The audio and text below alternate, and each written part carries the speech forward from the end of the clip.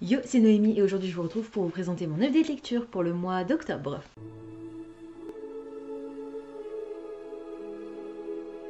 On va commencer par les statistiques, ça va pas être très long.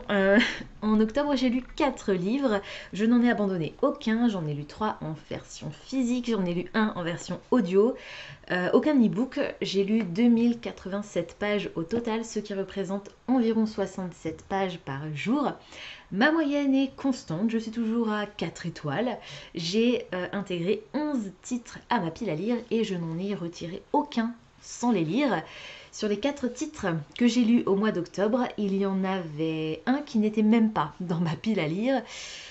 Je crois que j'ai pas vraiment compris le principe. Le premier titre que j'ai lu en octobre, c'était Serpent and Dove, le tome 1 de Shelby Marin. C'était pour un roman de fantasy dans ma palle des cartes. Je l'ai vraiment beaucoup aimé. Je sais pas si vous allez bien voir, j'ai mis des petits tabs. Je lui ai mis 16 sur 20 sur Livre Addict, 4 étoiles sur Goodreads et donc au pile il a atteint la moyenne de 8. Le style de l'autrice n'est pas forcément exceptionnel, mais il est plutôt bon. J'ai aimé la façon dont le titre avait été traduit. C'est à souligner parce que je vous rappelle que c'est de Saxus et qu'il y a eu des soucis chez de Saxus au niveau de la traduction. Même si, voilà, on a encore quelques petits soucis au niveau de la concordance des temps, j'ai trouvé que c'était quand même moins marqué que sur certains de leurs précédents ouvrages. Par contre, j'ai eu un problème avec la logique. À un moment donné, l'autrice décide d'intégrer un personnage à cette histoire et de lui donner une certaine importance qui, à mon sens, n'avait absolument aucun sens. Je pense que ça va avoir un intérêt, un très grand intérêt même pour le tome suivant, mais je pense que ce personnage n'avait pas sa place et surtout ne devait pas être aussi important dans la fin de cette histoire. Je ne vais pas vous rentrer plus dans les détails pour ne pas vous spoiler, mais voilà, j'étais un petit peu déçue par ça. Certains des personnages m'ont un petit peu agacée, y compris notre héroïne malheureusement, mais je l'ai quand même beaucoup aimé et voilà, j'ai très hâte de lire la suite. Je vous rappelle que dans cette histoire, parce que je vous ai même pas dit de quoi ça parlait, on va faire la connaissance de Lou qui est une sorcière et de Reed qui est un chasseur de sorcières. Sans entrer dans les détails, je ne vais pas vous dire ni comment ni pourquoi, mais ils vont se retrouver mariés l'un à l'autre et Lou va devoir cacher sa véritable identité à son nouveau mari. Voilà, c'était très chouette. J'ai été surprise par un élément de l'histoire auquel je ne m'attendais pas.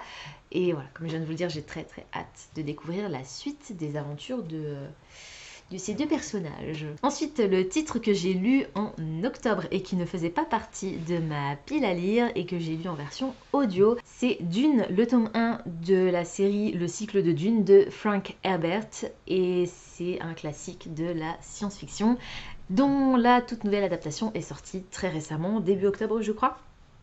Et la raison pour laquelle j'ai lu ce titre, c'est parce que on voulait aller le voir au cinéma avec mon chéri tout simplement, et je me suis refusée à aller voir le film tant que je n'avais pas lu le livre. Le fait qu'il soit disponible en version audio, c'était plutôt cool, même si audible.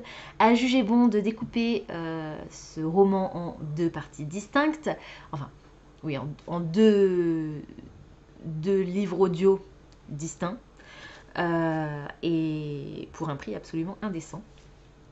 Mais étant moi-même abonnée à Audible, j'ai pu profiter de mes crédits audio pour l'écouter, ce qui est plutôt cool. Alors, dans cette histoire, on va faire la rencontre de Paul. J'ai eu un trou de mémoire sur le prénom du personnage principal. Paul Atréide, qui est le fils du duc, oh là là, Leto Atréide, et qui débarque sur la planète Dune, qui est une planète couverte de sable. C'est une planète désertique sur laquelle l'eau a une importance absolument capitale puisqu'il n'y en a pas, tout simplement. Il n'y a pas d'eau sur cette planète et enfin, on s'entend que voilà, c'est pas tout à fait le cas, mais c'est une ressource extrêmement précieuse et certaines personnes sont obligées de recycler l'eau de leur propre corps pour pouvoir s'abreuver. Et donc on va découvrir un complot, une guerre sainte qui se prépare et qui va devoir être empêchée. On a un volet religieux assez important, même si l'intrigue politique est plus présente dans ce premier tome. Je pense que le côté religion va prendre un peu plus de place dans la suite. J'ai trouvé que l'histoire elle était sympa. En fait, j'ai quasiment tout aimé. J'ai beaucoup aimé les personnages, j'ai beaucoup aimé l'atmosphère, j'ai beaucoup aimé le style de l'auteur, l'histoire de base et la façon dont l'auteur construit son récit m'a gardé suffisamment captivée pour que j'ai envie de savoir ce qui se déroulait au fur et à mesure où les choses arrivaient et pour me donner envie de lire la suite. Aucun problème au niveau de la logique. Par contre, même si j'ai mis d'excellentes notes à tous ces points, et bah, au niveau plaisir global, je me suis pas forcément hyper enjaillée. J'ai trouvé que c'était bon, mais pas pour moi. Voilà, tout simplement. Je reconnais les qualités du récit, tant dans le fond que dans la forme, mais voilà. Je suis pas sûre que ça va me laisser un souvenir impérissable, et si j'avais pas vu le film, peut-être que j'aurais déjà oublié certains éléments. D'ailleurs, si jamais vous envisagez de faire la même chose que moi, sachez que le film s'arrête à la fin de la première partie du roman qui est découpé en 3 parties différentes. Donc le roman physique, l'auteur a découpé son premier tome en 3 parties distinctes et Audible a jugé bon de reprendre ce découpage, mais de faire un livre audio avec les parties 1 et 2 et un livre audio avec les parties 3 et les appendices de l'univers. Voilà, donc je vous laisse quand même le découvrir si ça peut vous intéresser. Si vous êtes fan de SF, je ne doute pas que cette histoire vous plaira. Moi, voilà, c'est le côté très SF et dystopique qui m'a pas plu. Vous savez que c'est pas forcément mon genre préféré, donc je m'y attendais. Mais je suis quand même agréablement surprise de ma capacité à être objective concernant le reste des critères.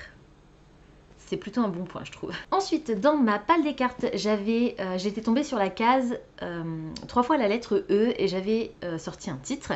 Mais le roman que j'avais sélectionné pour ma case one shot n'était finalement pas un one shot. Donc, dans la catégorie one shot, j'ai finalement lu Prospérine virgule point et la phrase sans fin de Laure Dargelos aux éditions Rivka. Il est très très beau. Je vous l'ai déjà montré à plusieurs reprises. Il est illustré en couleur. On a des passages de texte avec un format assez original parfois. Par exemple. Voilà. Le texte qui va un petit peu dans tous les sens.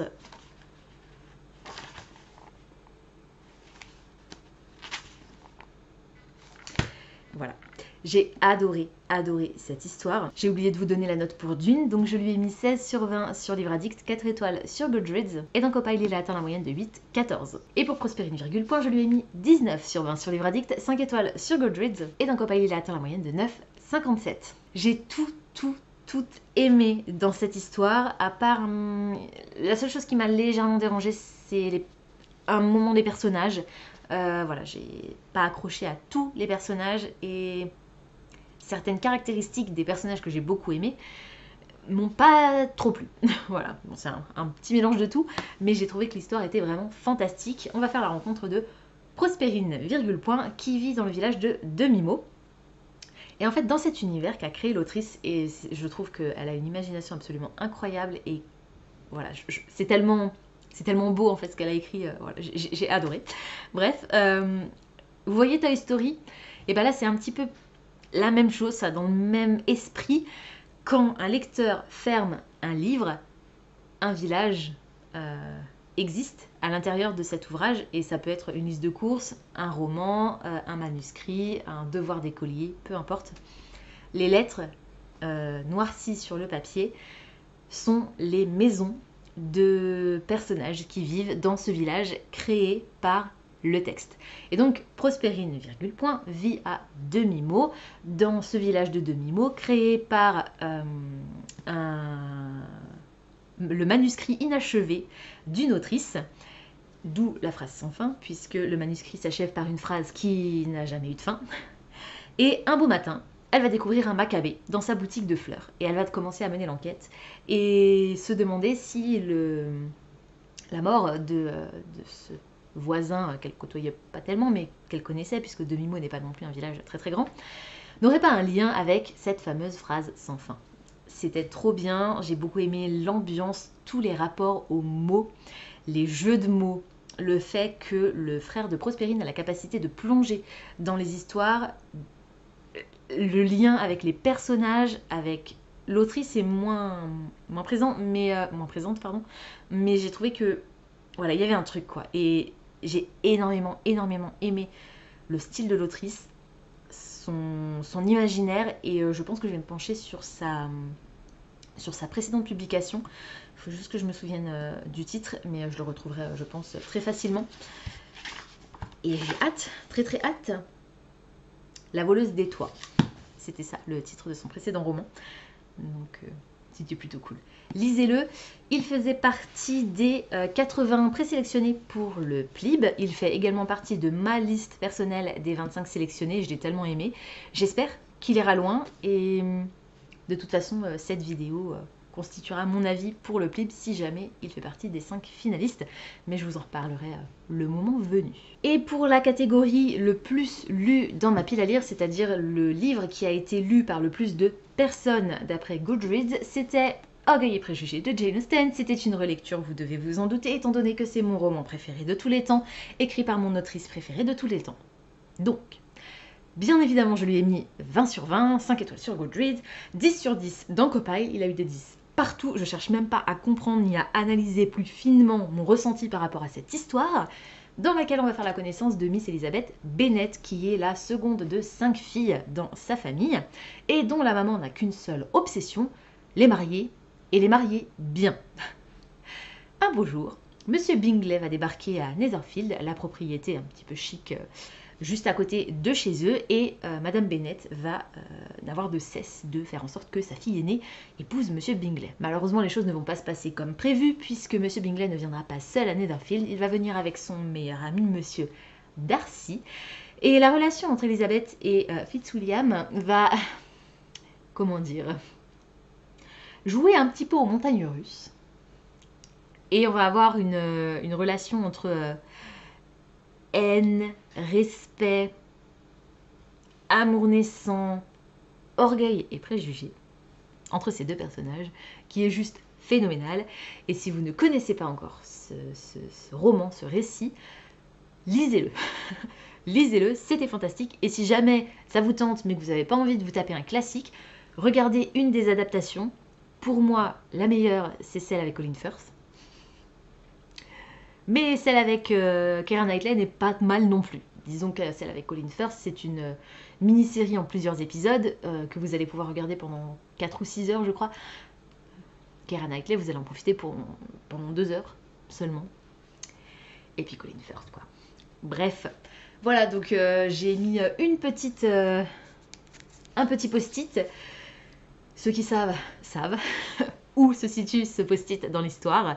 Et pour les autres, ben, c'est à peu près au milieu, donc je vous laisserai découvrir à quoi ça correspond. Voilà, c'est tout pour aujourd'hui, j'espère que cette vidéo vous aura plu. Je suis désolée, elle est relativement courte, mais comme vous avez dû vous en douter, le mois d'octobre, ça n'a pas été un mois très facile pour moi au niveau de mes lectures. Tout va bien, rien de spécial dans ma vie, pas de panique, je vais bien, tout va bien, mais j'ai pas lu. Voilà, j'avais d'autres choses à faire, j'étais un peu fatiguée. J'espère qu'en novembre, ça ira mieux et que je pourrai vous retrouver à début du mois de décembre avec plein de nouvelles lectures à vous présenter. Comme d'habitude, n'hésitez pas à me dire dans les commentaires si certains des titres que je vous ai présentés aujourd'hui vous intéressent, si vous les avez déjà lus et surtout ce que vous en avez pensé. N'hésitez pas également à me dire si vous avez de nouvelles lectures favorites que vous avez faites en octobre ou des abandons, des livres que vous n'avez pas du tout aimés. Pensez à vous abonner à la chaîne, à liker et à partager cette vidéo, ça me fera toujours plaisir. Pensez également à activer la petite cloche des notifications qui vous permettra de savoir quand je poste du nouveau contenu. En attendant de vous retrouver, je vous souhaite d'excellentes lectures et je vous dis à très bientôt dans une prochaine vidéo. Ciao!